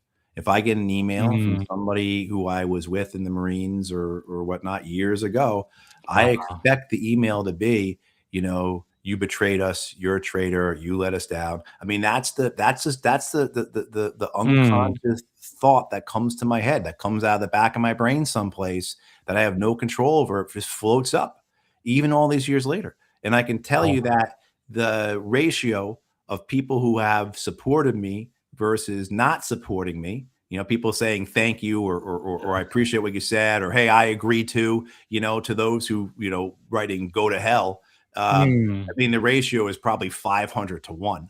I mean, Wow. it's very, I mean, I certainly have gotten those things, but like there should be no reason in my head for me Hmm. still to have these thoughts 17 years later, that people are going to be upset with me for Yes. resigning, for quitting. But it's still there. It's still there. And that's a really important thing to understand, is this idea of groupthink, and the idea of leaving a community, leaving population, leaving your clan, your Hmm. unit, your whatever. It's really difficult for people to do, and that's because of evolution.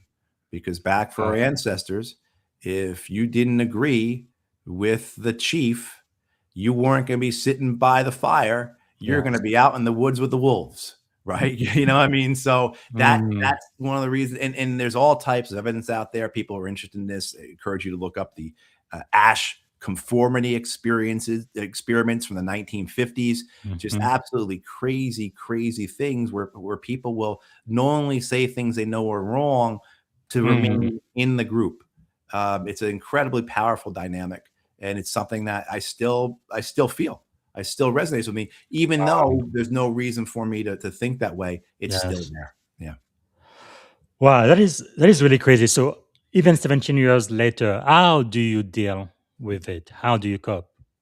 Well, I mean, at this point, I'm so used to it. I know what it is, but and now it's more of a curiosity, right, than it is anything else. The idea that I'll see something, say, from a Marine, someone I was in the Marines with years ago, and there'll be like this little bit of anxiety. There'll be this little tremble in my chest, before I open the email, Yeah. on this expectation that this is going to be negative.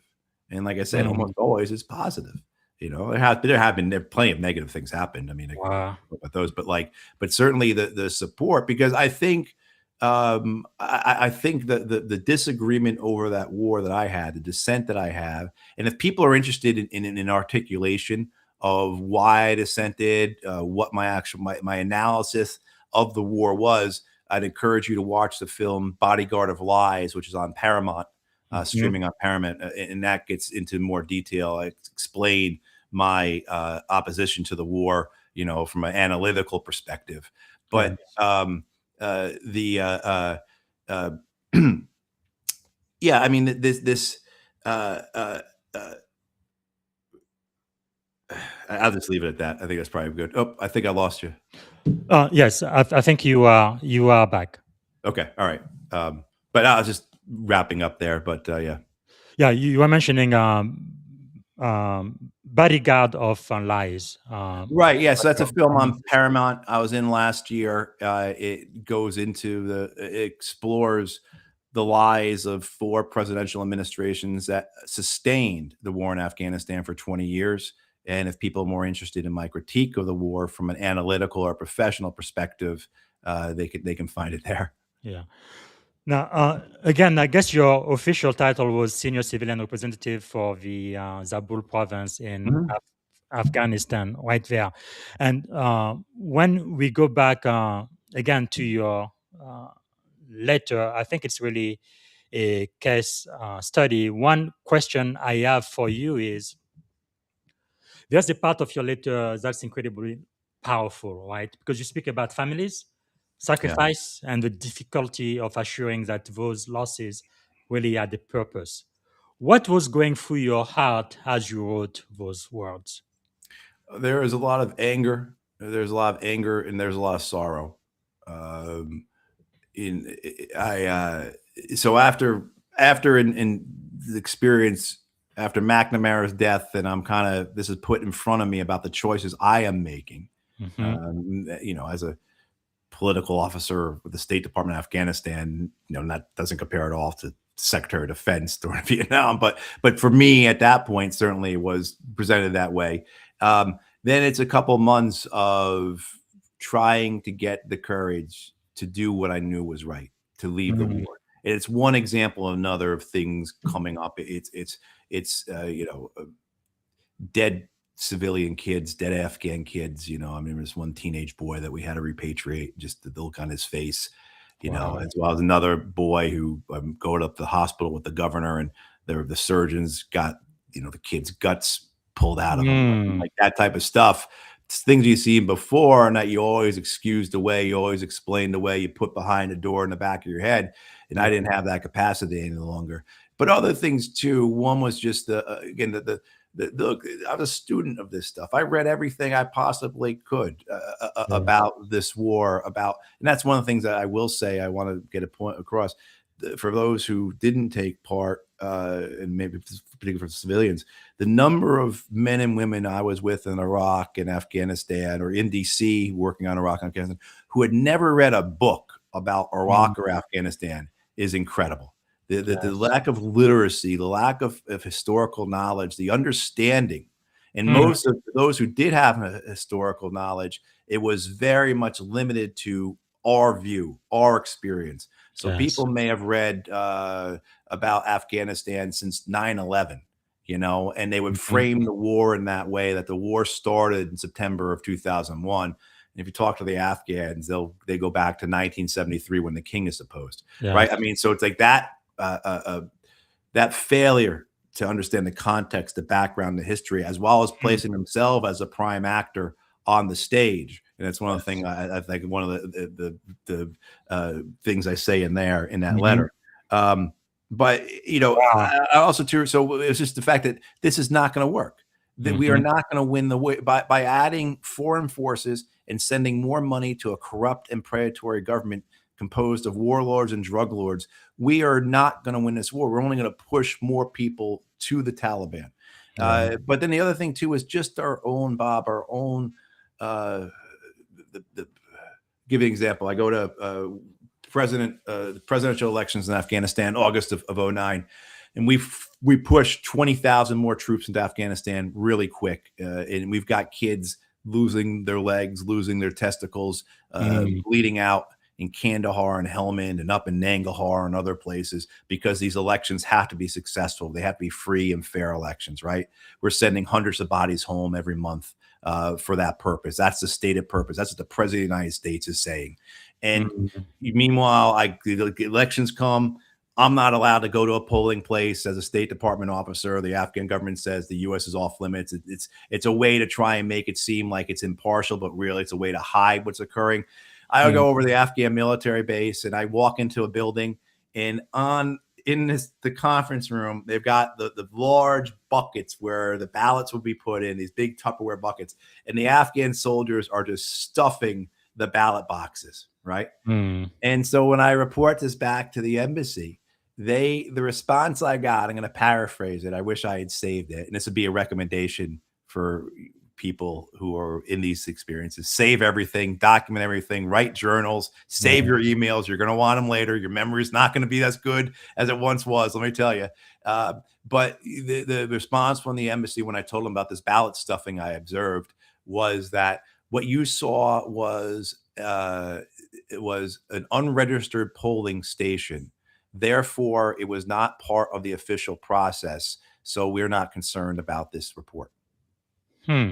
Right. That was what the U.S. Embassy said back when I reported that type of ballot box stuffing. I mean, like it was that type of, and then juxtaposed with, hey, how many kids died today in Kandahar and Helmand, in Patika, right? Et cetera, in Kunar, because of these elections, because that's the latest line we have now. We're here. We're doing this to establish a democracy, free and fair elections. We've kind of given up on the 9/11 thing. It doesn't hit, right? I mean, so yeah. And so it was those things that continue to roll. And I'm trying to build the courage to do it. And, it was finally enough is enough. And when I made a decision, I wasn't sleeping and I was very irritable and things like that. But I made it, yeah. Wow. But something else you said in an interview I watched preparing for this that kind of stuck with me. You talked about how difficult it was because as a Marine, you don't walk away from a fight. So how did you reconcile that identity as a Marine with a decision to step away? I think it was because of the state my mind and my soul was in. Right. The state that I was in election. And when I broke and I looked back at myself and I said, this is what you took part in. You took part in this Iraq war. You took part in this Afghan war. You saw it as a way to progress your career. You saw it as you taking part in, the big events of history. I mean, all the lies I told myself about how, okay, I'm doing this because I'm a better officer than others and I'll bring guys back home alive, or I'll be a moral actor in my little, I'll create good around me, and I think by 2009, I had come to understand that there's very limited agency in war. You think you're going to be a moral agent. And the reality is that war will make you an agent for its purposes when it feels like this. This is one of the things I feel that people don't appreciate about war, particularly say our policymakers, that war is a superhuman force. It always has been and always will be. And the idea of controlling or managing war for your purposes, your belief that you can manipulate it to achieve an outcome. The history books are littered with the examples of that. And of course, now we're witnessing this war against Iran and that same fundamental coming out. War is a superhuman force. You cannot control it. So You know, um, yeah, I mean, the getting to that point where I was able to walk away was very difficult. And then once I did, it was very painful. And, the feeling, I remember I had a friend of mine, Mike Weston, who was killed in Afghanistan, not long after I left Afghanistan. And I went to his memorial service in Quantico, Virginia, and we were company commanders together. And great guy. And I being at the memorial service, I had to really reconcile my place now, and I had to come to a position where the reasons why I'm doing this is to prevent people like my friend Mike from dying. Like, here's his wife. This is her life ahead of her now. He's not here. And he didn't, in all of speeches made that day about how he had died for our country, died for our interests, died to protect our freedoms. All those that's lies. That's garbage. That's nonsense. And all I know is that, Mike's family and all the countless other families I know, were they sustained by these lies? And I'm in a position then to at least not go along with it. And I found the ability to fight it and try and correct it and do something different and at least dissent. I was able to create a career that way, if you will. Hasn't always been. It's not financially fruitful for anyone who's interested in that type of thing. But but the anger. So I mean, there's so much that of what I do is still that same anger, Bob. Right? Because it's a dereliction of duty. These men and women who lead these forces, these men and women who lead this country, who so willingly commit and cause others to sacrifice for their political gains. Well, there's nothing I could, maybe it's because of how I was raised. Maybe it's because of all that media I consumed, all the books I read, got these thoughts in my head, and now I can't live with myself if I don't dissent. Yes. And some of it's cultural. I'm a kid from New Jersey and New York, so I got a big mouth anyway, that type of stuff. But yeah, it is. It's so, yeah. Wow, that is not easy, because you've also shared how this decision has made you physically ill at times too, right? Right. It wasn't just intellectual or deeply personal. And that is something you will see within. I don't consider myself a whistleblower, but I end up in the same camp as whistleblowers all the time, and I'm part of organizations with them and everything. You see that the physical cost of being a whistleblower, of going against the group, right, of being a truth teller, a loud mouth, however you want to describe it. Well, I call it moral courage.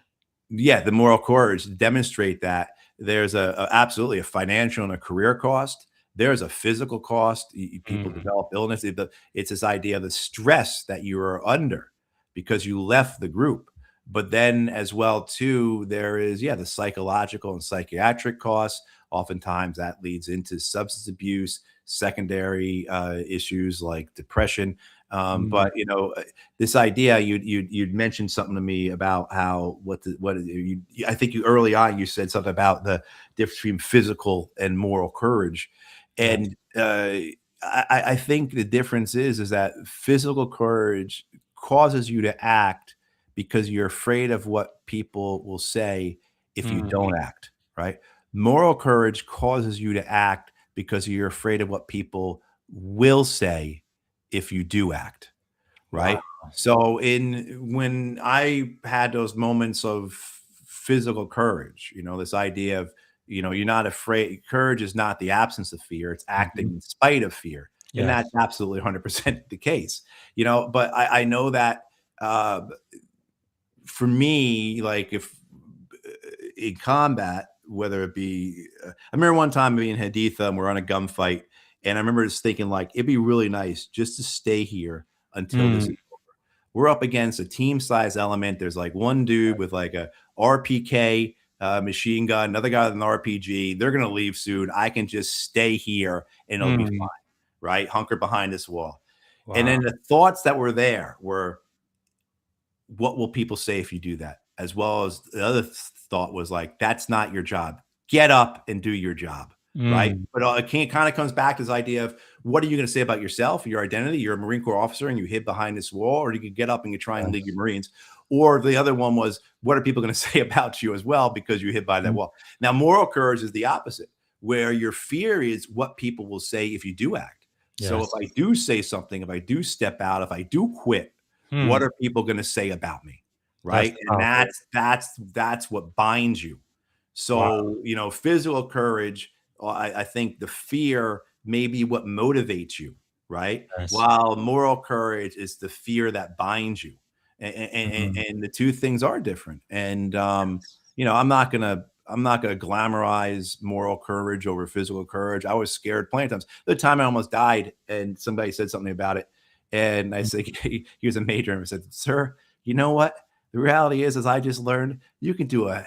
I was pretty. I'm sure every third word was a curse word, but like you could do a heck of a lot Mm-hmm. when you're scared like I was, and that's Wow. right. I mean, when you're in that position where it is that type of life or death. Yes. But yeah. So, but the moral courage is something that Mm. we certainly don't see enough of. Sure. We sadly don't see enough of. So feel the fear and do it anyway. Wow. Did you feel lonely in that moment when you made that decision? Did you feel alone or did you feel No, and everything I was did it. I fantastic? did at first, and so what happened was my resignation letter goes to my boss in Kandahar, and my boss says, "Huh, I wouldn't write it this way, but I can't disagree with you," and sends it to Mm. the embassy. And then it goes to the embassy and it goes around the embassy like wildfire. And the lady who I report to at the embassy, who's responsible for all of us political officers who are out in the provinces, right? So she's taking in all the reports. She probably has the best perspective of the war in the State Department of anybody. She Mhm. writes me back and says, "This is incredible. I mean, I completely agree." Then I'm leaving. Wow. I'm going back up to the embassy. I got to meet Ambassador Eikenberry, who was the ambassador at the time. And I fly back up with my counterparts from Helmand, or from either Helmand or Kandahar and Urzgan, the guy, USAID guy, or Urzgan. Mhm. And they're both telling me how great this thing I wrote was. The guy from Kandahar is like, "I would be right with you, but I got 2 kids going to college in a couple of years." Mm. My friend who's up in Nuristan, she's writing me the same thing. I go in, I have to meet with, the U.S. Embassy in Afghanistan was a weird beast in '09. We had what's called a deputy ambassador, which you don't have anywhere. A guy named Richie O'Delly or Richie O'Dono. I can't remember off the top of my head. And anyway, he became ambassador to Turkey or Greece or someplace. Yeah. But he said to me, I have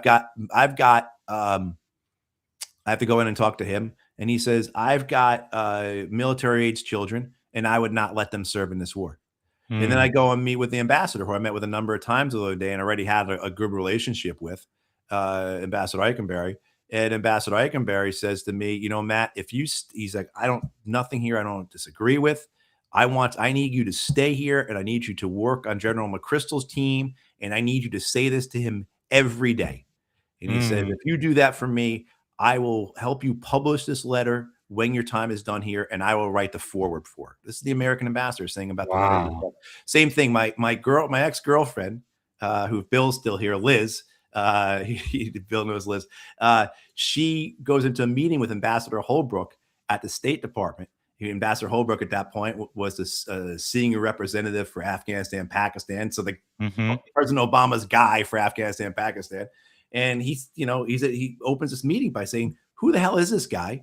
I need to talk to him." And then I do. When I get home, I have to go up to see him in New York, and he tells me he agrees with 95% of my letter. Right. And Wow. so I say all that just to give an example of the support I had. So Yes. nobody was telling me, "No, you're an idiot. This is wrong."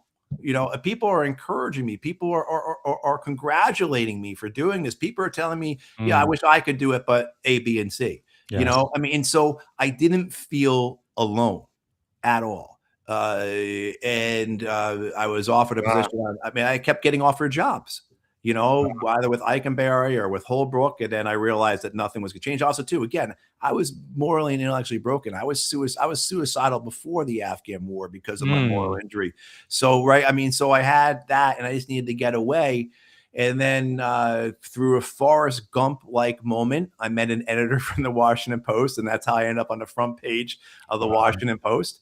And yeah, here I am all these years later. Now, there's been many times, Bob, I've tried to get away from this. I've sold cars. I worked as a consultant. I worked at the YMCA. I've tried to do different things. I always end up back in foreign policy analysis and commentary, doing think tank type work or more activist type work, because I have to remind myself, this is what I loved when I was a kid. Yes. And so you asked before about gratitude, and I would say another thing I'm really grateful for is it's not been easy. There's been a lot of challenges. We didn't really talk about traumatic brain injury and PTSD and everything, but I've had I've lost a lot of paychecks because of my traumatic brain injury. So all told, things aren't where I imagined they might have been at 53 years of age. But also, too, I have to realize that like that 18-year-old kid who wanted to go to college and study international relations and was, who just the greatest thing was to get a copy of the New York Times. If he was to see what his life turned out to be, being at think tanks, doing conversations like this. My job is essentially to read the news and talk about it. My God, the gratitude. So I am very, very lucky. But I think there's a lot of things why I've been fortunate to be able to do this is a lot of the things I learned in the Marine Corps about leadership, about responsibility, about being dependable, about being reliable, right? About blossoming where you're planted. I think that's why I'm able to be in a position where this is what I'm able to do. I'm able to talk to people like you. That's really incredible. What would you say to that 17, 18-year-old boy, knowing what you know now?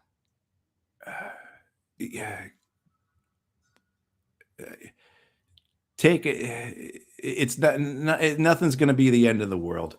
Nothing's good. There are the things that are serious, of course, right? I mean, of course, you're going to lose loved ones and things like that. But in your personal life, nothing is going to be the end of the world unless there's a major mishap, unless you start doing hard drugs or something like that. You're going to be okay. And take it one day at a time, and always weigh your options. Walk in balance. Walk in balance. Don't and so. But remain, that thing about honor that I said before about how you conduct yourself after something happens. Yes. Are you able then, when you are in a place where you can reasonably be expected to make a rational decision, not in the heat of the moment, right? Are you going to be able to live with the decision you made when the dust has settled and you could make a reasonable, rational, right decision about something? What did you choose to do? And so that's powerful. Yeah. I mean, I've been fortunate because I do lecture and I do get to speak to college students and I do speak to young men and women who are getting commissioned in the military. And, the things I always say to them is read. Don't stop reading and stay away from the books that are blurbed by the generals and the politicians. Read the books that are critical. Read the books that no one else is going to read, but like the books you just showed, particularly about how they got all that stuff out of Iraq. Read all that. Read it. Don't ever stop reading. And then the other thing too, I'd say the two other things for a young officer are have humility and show grace. I would say those are the two things that I struggled with. I came to later in life than I probably should have. But humility and the ability to show grace. That is really powerful. So we're going to be landing this plan in the next 5 minutes. Okay. But I want to refer back to something Captain U.S. Navy Captain says when he asked, do you think it is easier or more effective to effect change from within an organization or from the outside? I think says that when you speak truth to power, right, you did have the opportunity to stay inside the system and influence from within. Why was it so important for you to step outside and speak publicly? Well, the speaking publicly was accidental in many ways. I wasn't planning on doing it. I certainly was not planning on doing it when I wrote the letter. And when I got a call from our director of Afghan operations, who I knew when I was still in Zabul after he had read my letter, his first concern was, are you going to go public? And that was the first time I actually thought about saying anything public. But then I was intellectually broken. I just wanted to be part of it. I just saw the whole thing as corrupt and rotten and not worth my time anymore. And for my own sake, my own life, my own soul, I needed to move on. And then I realized that would be the quitting. Right. Yes. So if I Wow. didn't, right, that would be the quitting, and then going to Mike Weston's funeral. And okay, and my story hadn't come out in the Washington Post yet or anything like that. But the idea of like, am I just going to sit here quietly and listen to people tell lies about why my friend died? Wow. And then That's so and awful. when that came up with my thought originally was I was going to post my resignation letter on Facebook. That's what I was going to do after, right? I mean, and then Well, this Washington Post thing, it just, it's a whole story with that. yeah, Like, yeah. it really was Forrest Gump like. But I mean, but yeah, again, it comes down to your proximity to me and how best can you go about making change.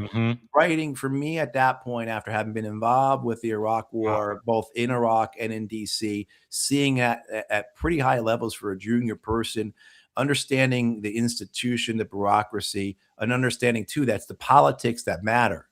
And I'm not going to be able to influence that unless I speak publicly, unless I'm on the outside of it, right? And these are all things I came to in the fall of 2009 after I resigned.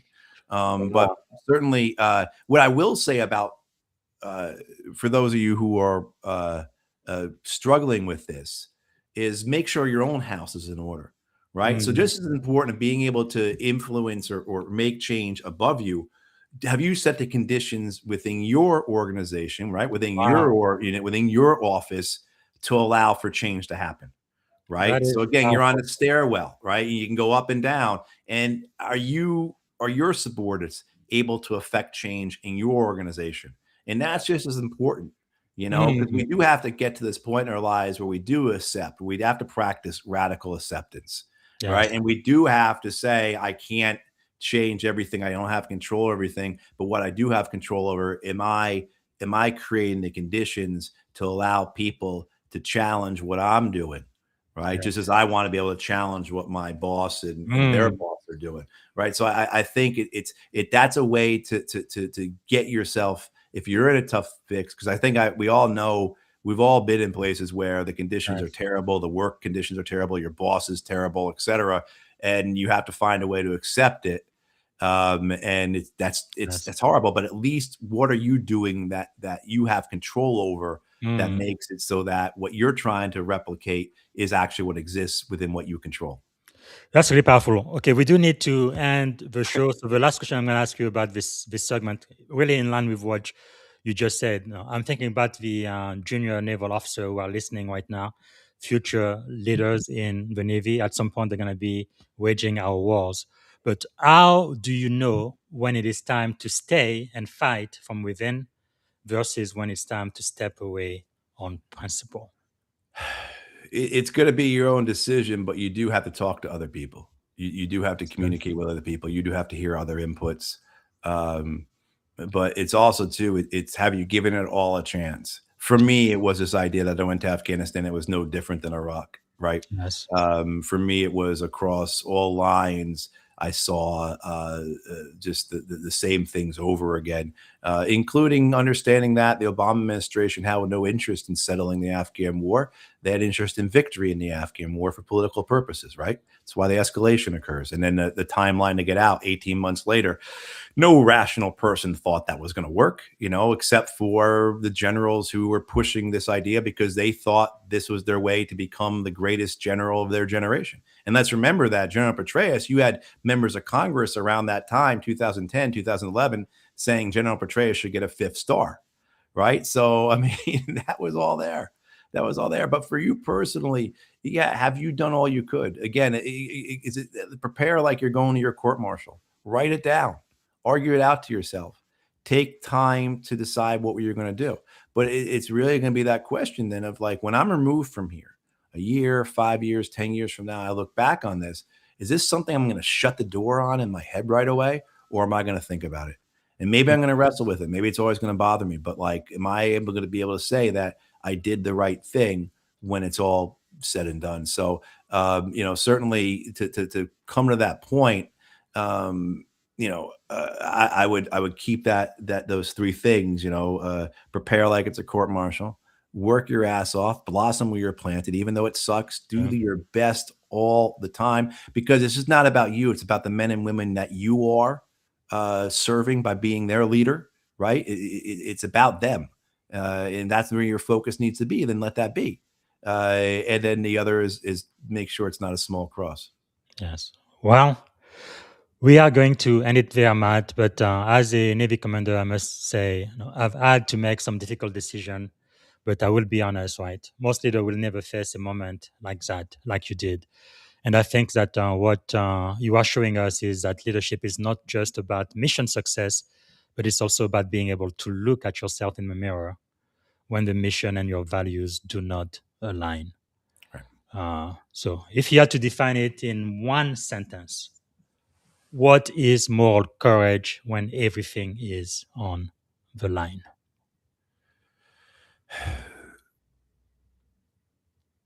It's simply doing what your conscience demands of you in spite of everything else. Wow. In spite of the group pressure, the group think, the institution, et cetera. It's doing what your conscience demands of you. That's incredible. All right. I do like to end the show on a positive note. We did talk about some pretty heavy stuff today. What is one thing you are feeling optimistic about in 2026? So, Oh gosh, I'm not feeling optimistic about the New York Mets. That's for sure. I just there's so much that our younger generations are going into, and I think just because I was, we had this big birthday party for my dad, his 90th birthday celebration, a lot of younger folks, my family there, and everything. Just the possibilities for them in their lives of what they choose to do.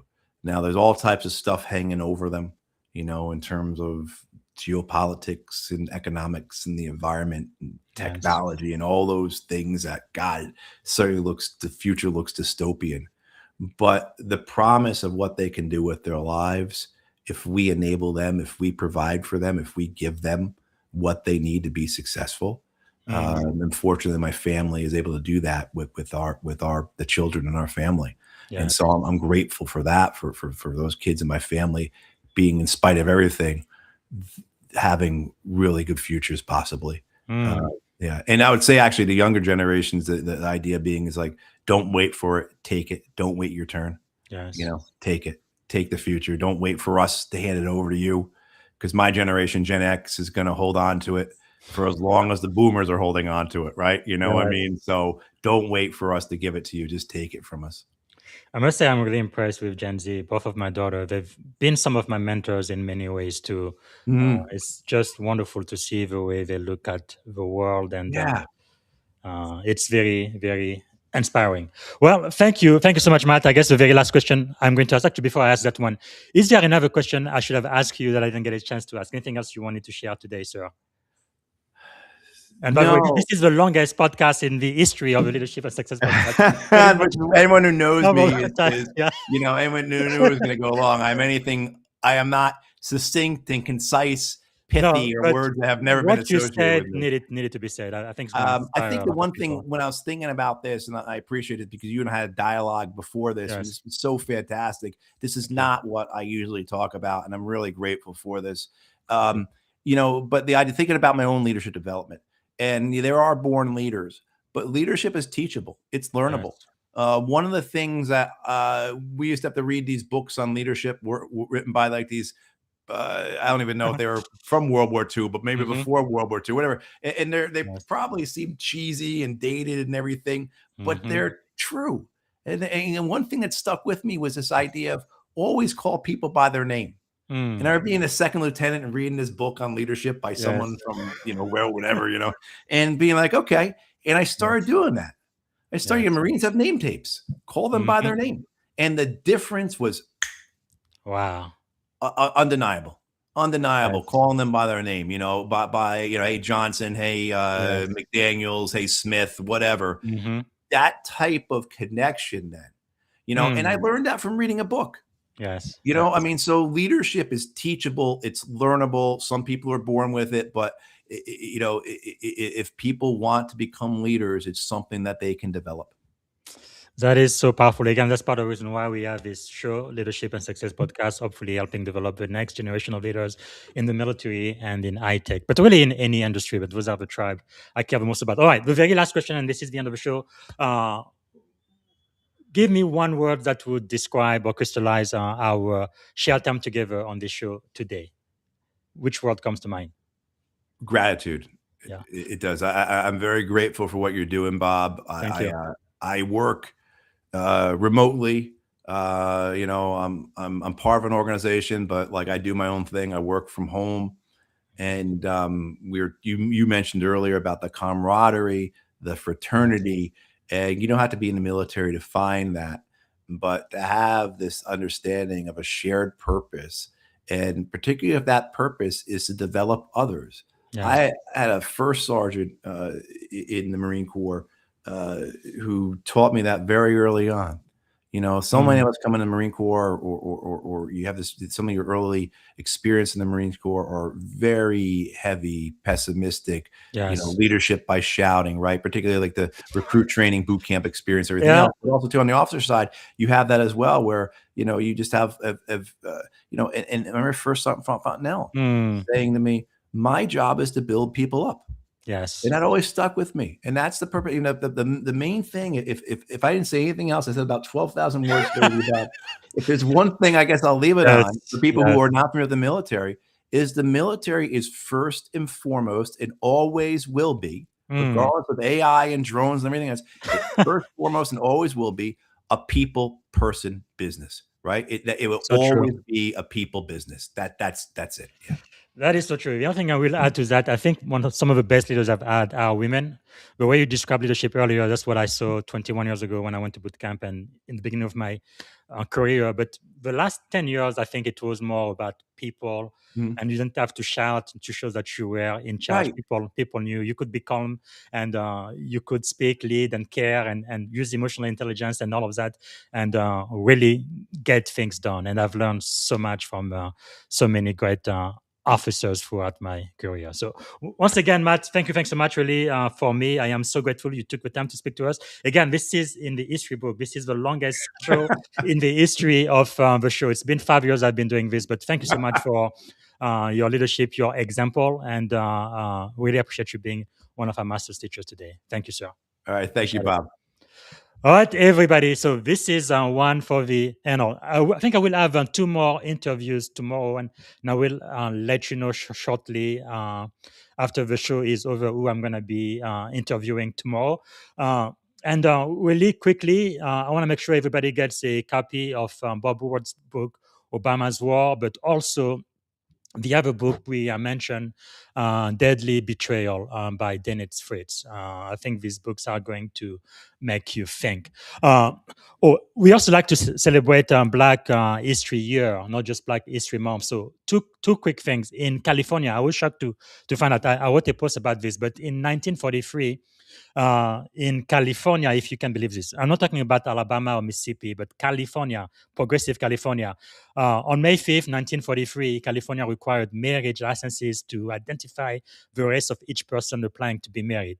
This was not an administrative paperwork, but it was racial control. They didn't want Black people to marry white or white people to marry Asian or whatever, which is very, very, very strange. And this is 1943. It's only like 80 years ago.